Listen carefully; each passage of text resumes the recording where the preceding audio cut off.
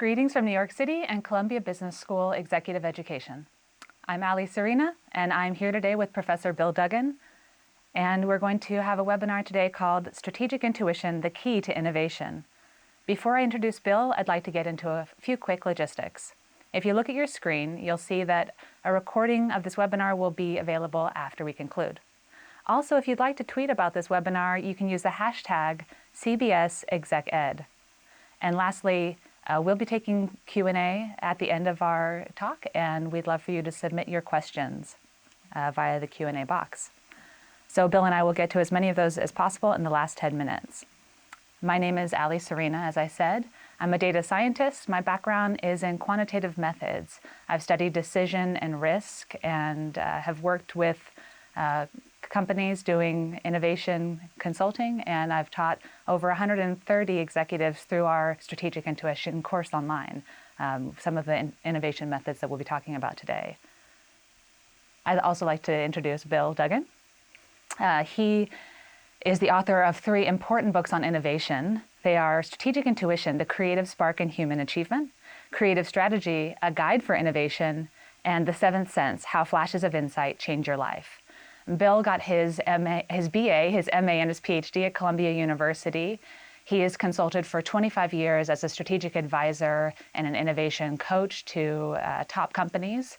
And he teaches innovation courses at Columbia Business School, MBA, executive MBA courses, and then, of course, the executive education courses as well. I'd just like to add one thing about Ali, and that's I know how to teach this.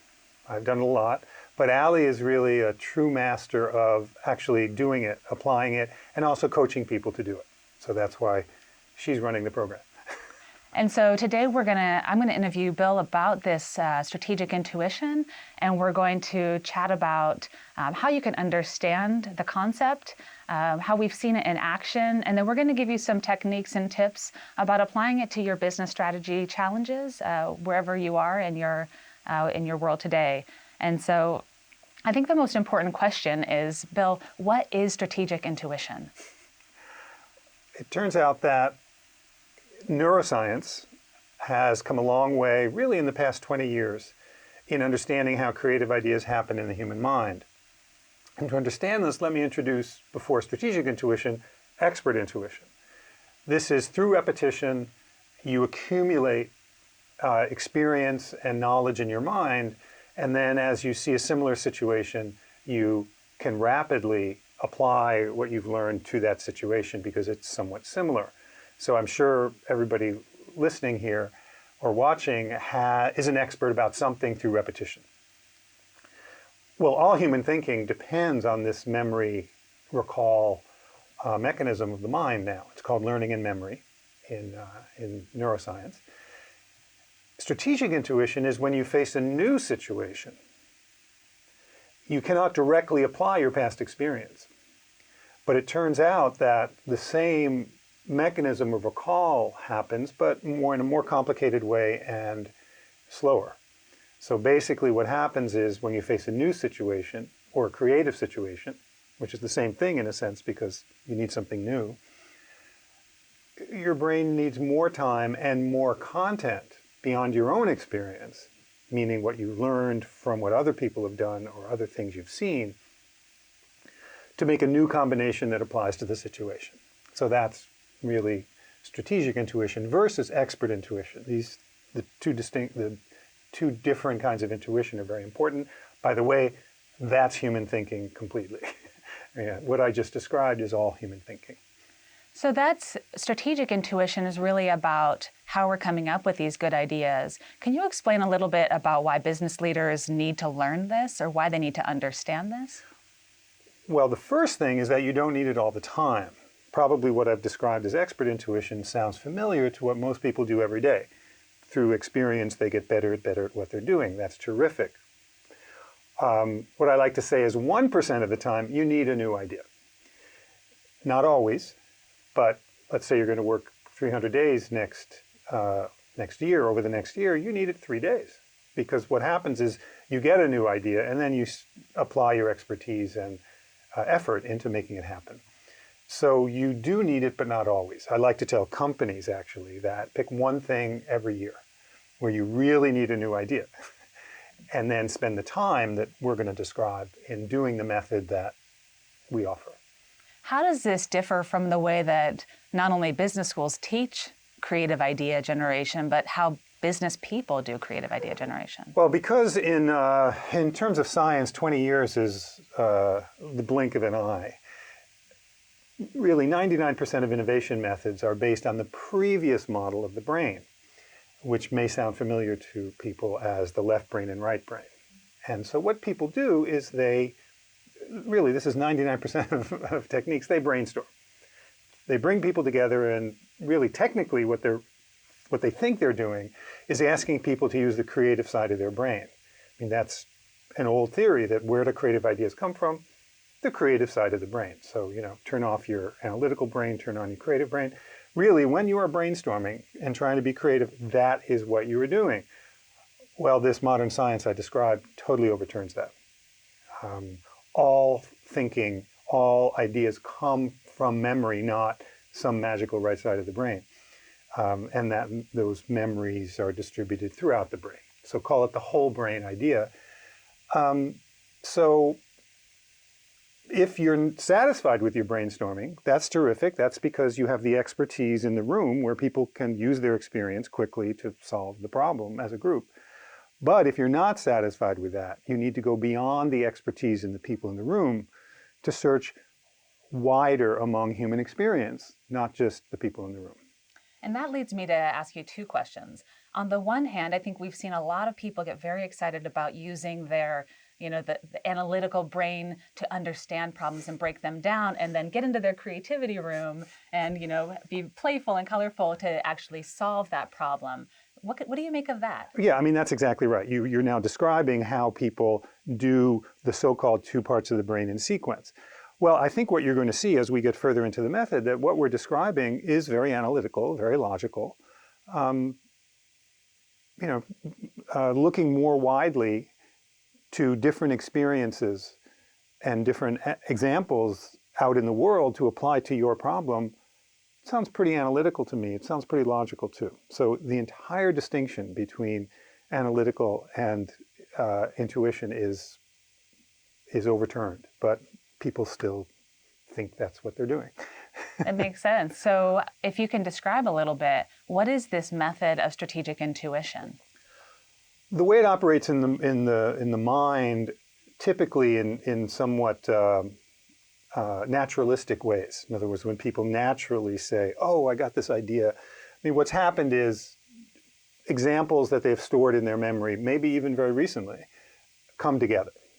So when you now want to translate that into an actual method where you're not just going to wait for that to strike you, which is the best way, by the way, is, okay, we need to solve X complex problem and no one has ever solved it. Well, that's where the method starts out with, well, what is the problem you want to solve? All right, what is the situation you're facing? Where do you need an innovation? And as you know, that's actually a very difficult question. Right? It's very hard to answer that. So that's one of the advantages of someone who knows how to lead them through that. And then once you do that, you break it down into the pieces where you basically say, well, if we can solve that and that and that and that, see, we've solved the whole thing. The next step, of course, is the search, where you say, for each one of these, has anyone anywhere, anytime in the world solved this piece? And that's the search. Again, it sounds easy, but it takes practice to do it well, which of course you know how to do. And then once you are finding these things, there's a way to either, as you're proceeding or once you've got a lot of them, you're looking for some kind of combination that solves some version of the problem. It's entirely possible it doesn't work because you can't solve every problem. Right? But this is the best way to try, by finding pieces that might apply in your widest search possible. Before we talk about how we've seen this in business and how we've seen it through our courses, can you describe any examples that people might be familiar with where this is actually the way people have innovated, either in military or strategy or business strategy? Let's take a very simple example.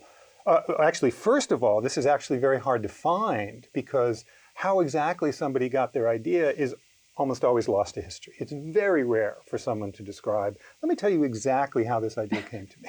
right? You know And this. nobody wants to tell you that because they want you to think they're a creative genius. Right, exactly. Oh, and what they typically do is they typically then start saying, well, here's what I did.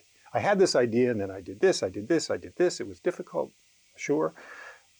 But I'm telling you, I've really researched this for years and years and years. It's very rare to have someone describe it. By the way, if you want a book where someone gives it in great detail, Howard Schultz, Pour Your Heart Into It.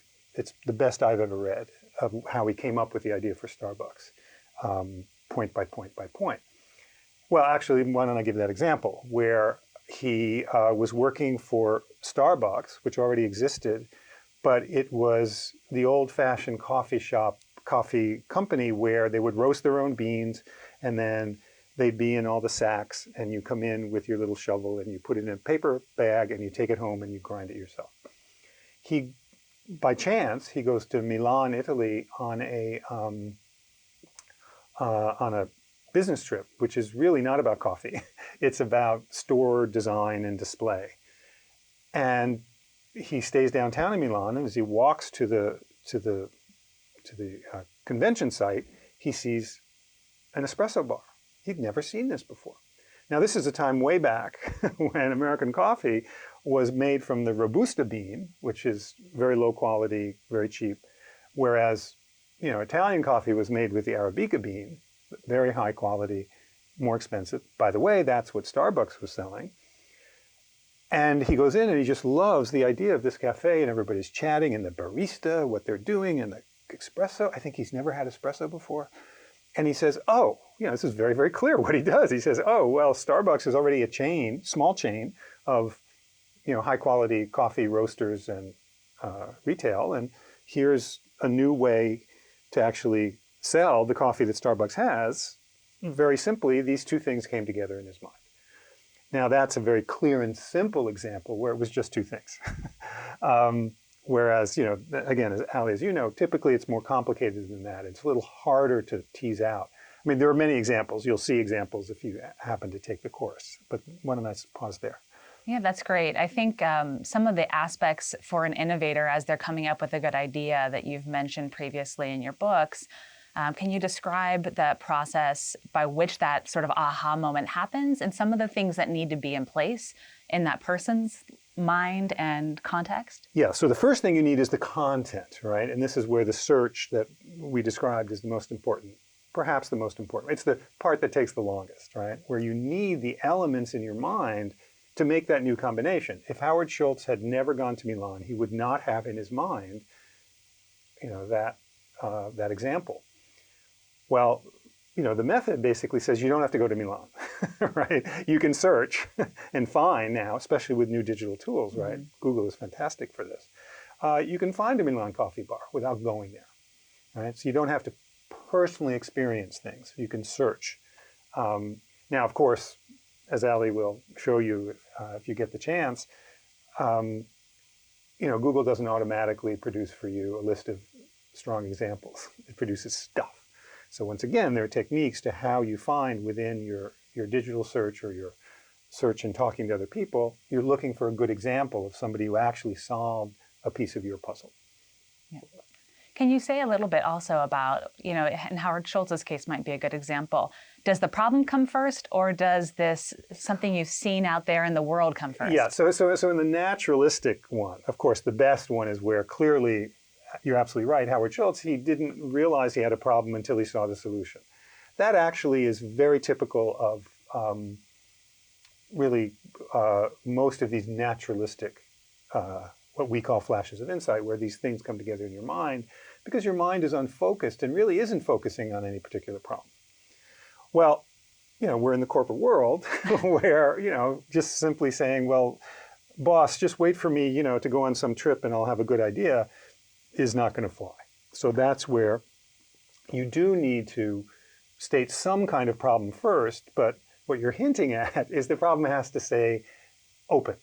It's in draft, because you might solve something a little different from what you think. And you have to be open to that. That openness of mind is called presence of mind, where even as you found all these elements, you basically have to let them do their own work of combining in your mind. You have to unfocus. And this is the big distinction between ordinary work and strategic intuition, where your mind is unfocused, letting your mind put together these elements that you've put into your memory. And that's kind of a good segue to how we help individuals and teams in our courses implement this strategic intuition method to solve really new and really complex challenges in their organizations. A lot of the people that come to us are coming with this need. We need digital transformation, or we need customer-centric transformation. So they're coming with a goal in mind, and maybe that goal was given to them by a strategy team or someone from the very top. And they're trying to figure out, well, how do I do this? How do I implement digital transformation? And so we have to sort of take them a step back and say, you're going from this goal right to the implementation, and you want a creative way to implement a goal. But there's something missing in there, right? An idea. Yeah. Yeah, I mean, this absolutely. People, because of the naturalistic way, I was doing this research, I was studying this, and I got this idea. People don't realize the idea itself is a moment and a cognitive step that you can't skip.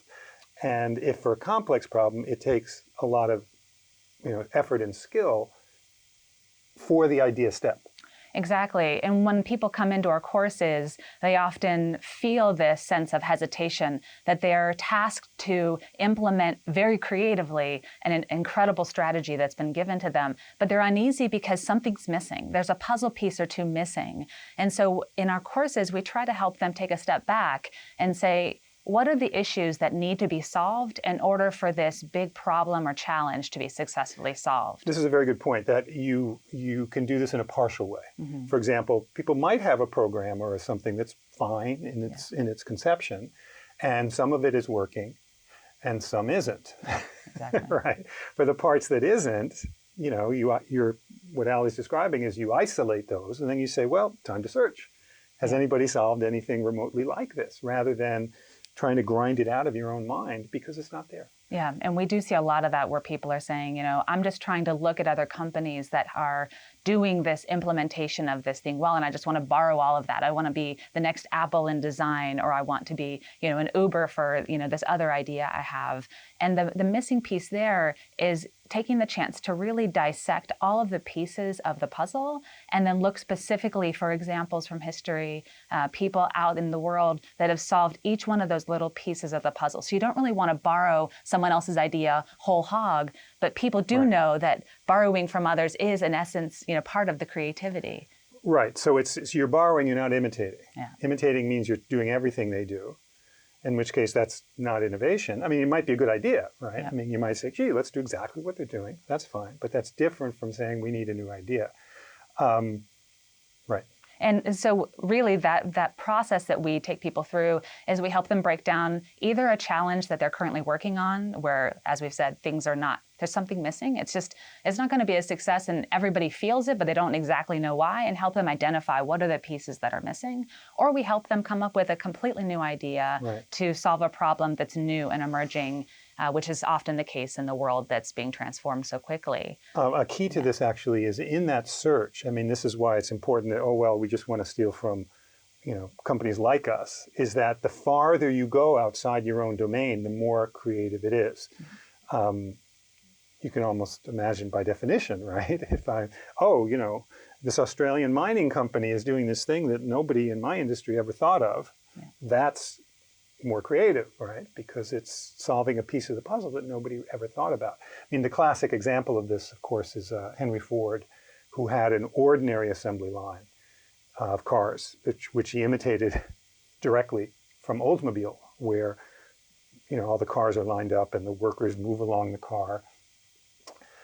He then got the idea, actually his chief engineer got the idea from the Chicago stockyards. In a slaughterhouse, the animal moves, and each person's at a station. And as the animal comes, you do what you need to do with it, and the animal keeps moving. He said, let me do that with the car, to move it from a disassembly line to an assembly line. And of course, now all modern manufacturing for a while became based on that. Well, this is an example where he took it from very far from his own domain. If he only looked in the automobile industry, he wouldn't have found that.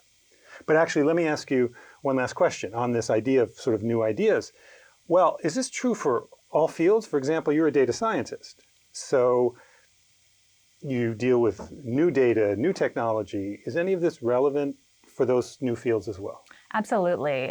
As a data scientist, usually what we're having people say to us in consulting engagements and in our teams is, how can we use AI to solve all of our problems? How can we have chatbots? Or how can we, I've heard this personalization, or I've heard we need to have a recommender system. Like, how can we do that? So it's really people who are seeing there are these new ways to solve problems, and they know that they have problems that need to be solved, and they just want to smash them together and say, as long as we get tools and the problems together, it'll work. But really, we need to help people figure out what are those unique aspects of our organization, our strengths, our deficits, our opportunities, and how can all of the different array of tools out there help us to solve each one of those immediate, important things that need to be solved. Because any one of those is probably just one piece of the puzzle. Exactly, exactly. Not everybody needs a recommender system, but there are unique tools that if you utilize them, you're going to be able to solve your unique challenges and move ahead of your competition. Great. So I think it's a great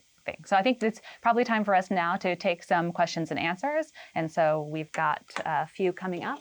And please, if you have any additional ones, use the Q&A box. So our first question is from Jill. Is strategic intuition better implemented by teams or by individuals?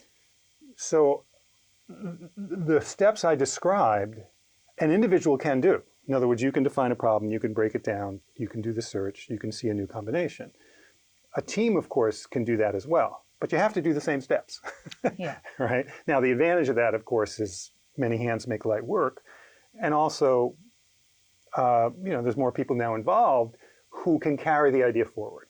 And I think one of the things you've mentioned in a lot of your books is when teams are taught this method, not only do they feel like their own business work is becoming more productive and more creative, but when you get a bunch of people around a table who are looking at the same problem but come from very different experiences, the flash of insights they have and bring to the team are really incredible. And Bill has recommended that you, instead of just having a brainstorming meeting, that you actually have people bring their ideas and also describe what led to that idea. Where did they get that idea? Because then they can say, oh, I saw this when I was actually, at shopping online, and I saw that it was a one-click, and I thought, wouldn't it be more convenient if we had that same type of one click to do this? So there's different ways that people can bring what they've seen elsewhere into the room and make that a very explicit part of the process of solving problems. Great.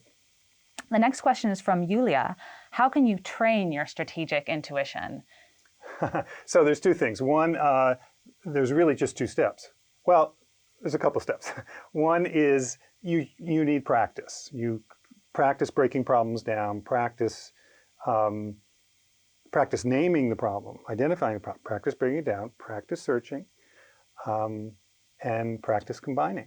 I mean, these are the steps. Now, searching for examples, you get better at it as you do it. You now know what to look for. For example, there's a wonderful book called The Google Story. It's 300 pages. Only 4 of those pages tell how they got the idea. Well, those are, for us, the key pages. So now you know how to quickly find that.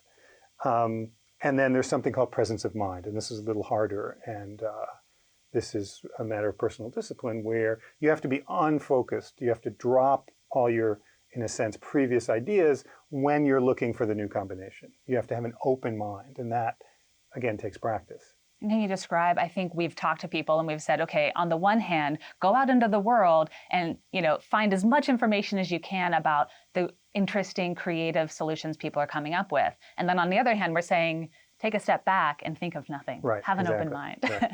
Right. And and so then the connections will have. It's no surprise that Howard Schultz was very relaxed in that coffee bar. His mind was, was very clear, and he wasn't, working on what he was going to say at the convention. And this is, I think, important because we have a culture, and in our courses, people say this every single week. We ask them, how is this going for you, and what are the biggest obstacles you're facing? Without fail, all of these executives are saying, I don't have time. I have so much stimulation. I've got, constant smartphones are telling me there's new news. I'm expected to be on all the time.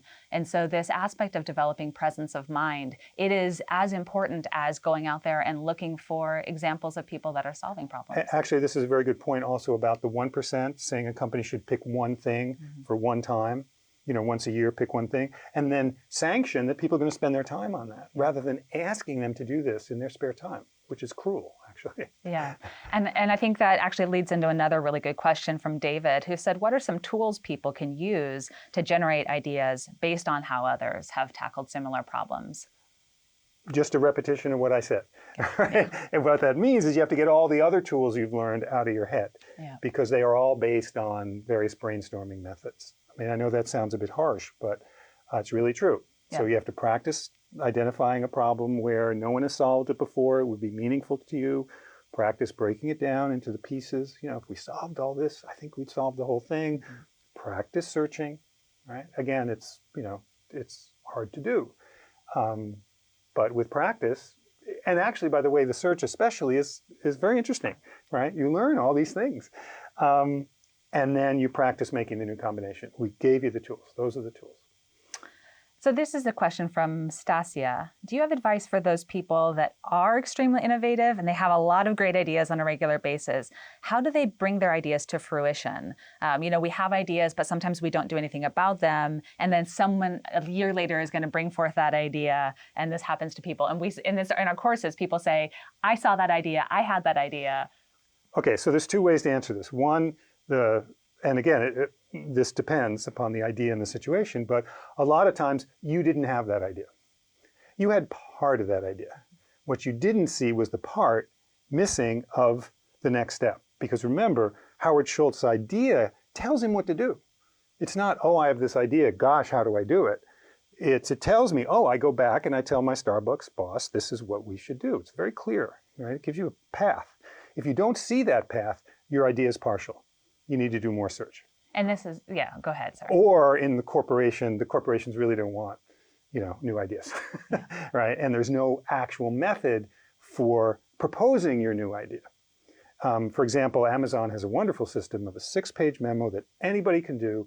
There's a regular meeting that takes it very, very seriously. If your company doesn't have a clear and accessible method for people to propose ideas, that stops a lot of new ideas. And I think it's also important to say that sometimes when we're bringing ideas, we don't have this method as a common framework for our colleagues. Right. So we might have a partial idea, and because there's no place to voice partial ideas and have other people come in and build that idea out, you might say a partial idea and the people say, shoot it down, like, well, there's something missing, or that's not enough. And then you may be more and more reluctant to bring your ideas forward. That's a very good point, that if everybody knows this, someone brings an idea and they say, someone will respond not saying, gee, that's a terrible idea. They'll respond saying, that's a partial idea. Let's chart it out and see what pieces we need to search on. Yeah. And it totally changes. You're absolutely right. It totally changes what you do in responding to ideas. And that also allows you not to identify yourself as I'm either a genius or I'm not. People are going to see me as a genius or not. Instead, you're saying, look, I'm trying to solve pieces of a problem, and I think I might have found a piece of that problem. Yeah, so never ask anybody, what do you think of my idea? Never. Instead, ask them, here's my idea. Do you see anything missing that I could add to it that would make it better? Yeah. That totally changes. Exactly. And when we ask people to talk to their stakeholders about why current programs or solutions haven't worked, we say, what is it about this that hasn't worked? What has been tried before? And why didn't it work? We want to try and identify those pieces that are still missing in order for us to achieve a success. And I think there's one question from Solani. How can you balance two great ideas within a team or a room? What's the boundary of creative conflict? So when you have two great ideas. Well, first of all, it's rare to have two great ideas. It's rare to have a single great idea. If you have two great ideas, good for you, right? More typically, someone has an idea, someone else has an idea, and there's no method, as this person describes, to sort it out. Well, in a sense, almost our concluding point is that the strength of the idea, is it a great idea? It depends on the strength of the sources you found, the sources of the piece of the puzzle. If you can't identify what those are, and those aren't strong, why is it a great idea? Exactly. I mean, you might have a sense that this is a way that the world is moving, but you've never seen it successfully done before. And you need to be honest about that when you're saying, I have an idea. We're all kind of moving towards this new global reality, this digital reality, but we haven't seen it successful. And so being able to talk about that is just a really great part of this method. Right. Good point. You're not looking for new ideas. You're looking for people who have actually succeeded at something. Huge right. distinction. That's right. I think that is all the time we have for today's webinar. Thank you so much for joining us. We're delighted to be able to share these concepts with you. And thank you, Ali. Have a great day.